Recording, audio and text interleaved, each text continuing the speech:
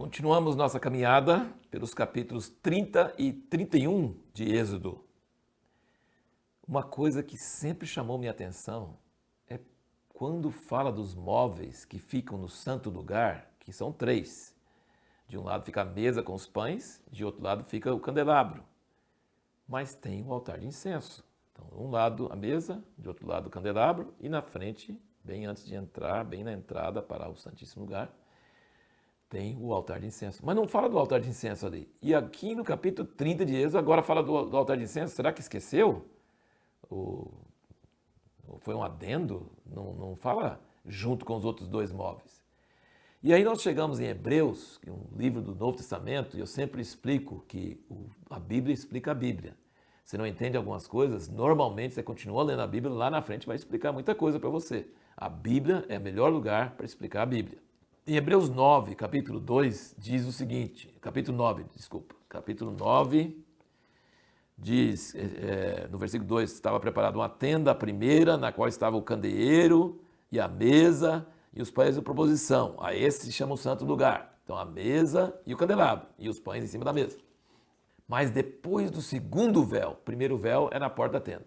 Segundo véu estava a tenda que se chama o Santo dos Santos, que tinha o incensário de ouro. Não tinha. E a arca do pacto, todo coberto de ouro em redor, na qual estava um vaso de ouro, que tinha o maná e a vara de Arão, que tinha brotado e as tábuas do pacto. Bom, aí você volta e depois você vai ver também na montagem do tabernáculo, que fala claramente, o altar de incenso não fica do lado de lá no Santíssimo Lugar, mas Hebreus diz que fica. Toda vez que fala sobre o altar de incenso, ele fala da arca, ele fala que está ligado, ele está, sabe o que separava o altar de incenso da arca? O véu, um paninho, que se o vento soprasse assim, ele é do lado de cá, mas ele pertence do lado de lá. Basicamente é isso que eu queria dizer para você. O altar de incenso representa as orações, em Apocalipse fala claramente que o incenso são as orações dos santos.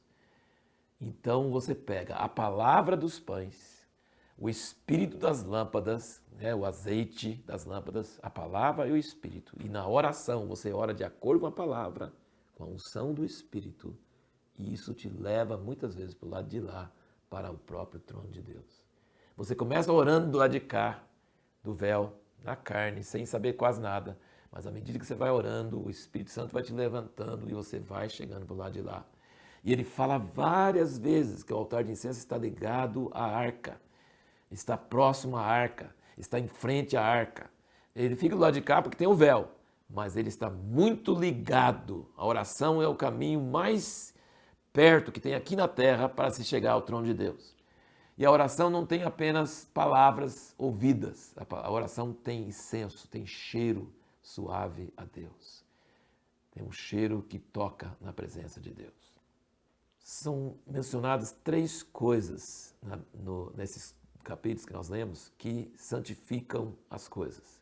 Os móveis, por exemplo. O sangue, o óleo da unção, o óleo da unção e o sangue era espargido sobre as coisas. E a própria glória do Senhor. Outra coisa muito importante de notar, todo dia de manhã tinha que fazer 3 coisas, o sacerdote.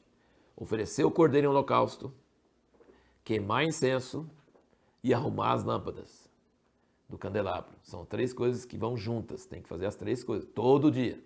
E de tardezinha, mesma coisa. Tem que queimar incenso, tem que acender as lâmpadas e tem que queimar o cordeiro de holocausto. Então nós temos essas 3 coisas e estão muito ligadas. A oração está muito ligada, o incenso está muito ligado com as lâmpadas do candelabro. Muito ligado com as lâmpadas e muito ligado com a presença de Deus no Santíssimo Lugar, na arca. E uma coisa também muito importante, você entender que Deus foi muito forte sobre as alertas dele.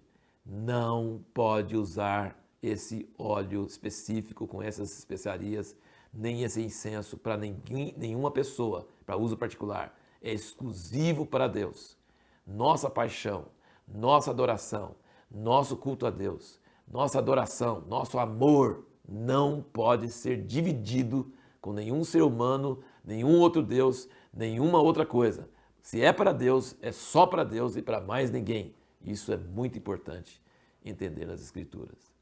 E a última coisa que nós queremos comentar sobre esses capítulos é que a pia de bronze, onde o sacerdote lavava as mãos e os pés, ficava entre o altar de holocausto e a porta da tenda da revelação. Toda vez que o sacerdote ia fazer um sacrifício, passava lá na pia, lavava a mão e os pés. Toda vez que ele ia entrar no tabernáculo, lavava as mãos e os pés, para não morrer. E essa palavra, para não morrer, está escrito várias vezes. Lembra que eu falei sobre alta tensão? A presença de Deus é perigosa, não brinca com ele, não brinca. Para não morrer, o sacerdote punha aqueles sininhos na roupa dele, ele falou para entrar no Santíssimo Lugar para fazer o sonido para não morrer. Impressionante, quantas vezes fala isso? Deus é maravilhoso, mas é maravilhosamente perigoso. Então, os sacerdotes tinham que cumprir as ordens de Deus certinho, não podia brincar com isso. Toma cuidado, né? Você vai mexer com alta tensão, você usa todos a roupa e todos os materiais de proteção para não morrer. E agora, para a próxima aula, para o próximo vídeo nosso, nós vamos fazer a seguinte pergunta: será que Deus pode ser exaltado e adiantar seus propósitos por nosso pecado? Será que o nosso pecado pode ser revertido para lucro para Deus, para os seus propósitos na terra? Muito interessante essa pergunta.